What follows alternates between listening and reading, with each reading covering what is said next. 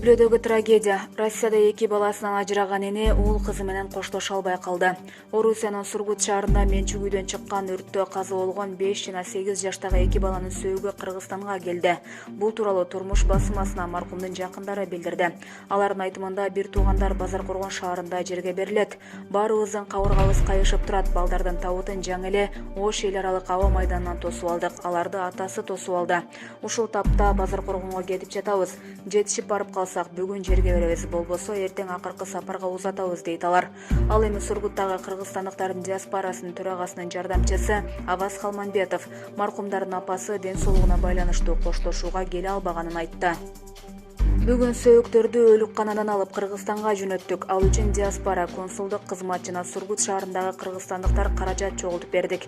Тилекке каршы коштошууга апасы ден соолугуна байланыштуу катыша алган жок. Бул окуя боюнча кылмыш иши ачылды. Балдардын апасы 15 мартка белгиленген соттук отурумга келген. Бирок кандайдыр бир себептерден улам отурум 17 мартка ачылды.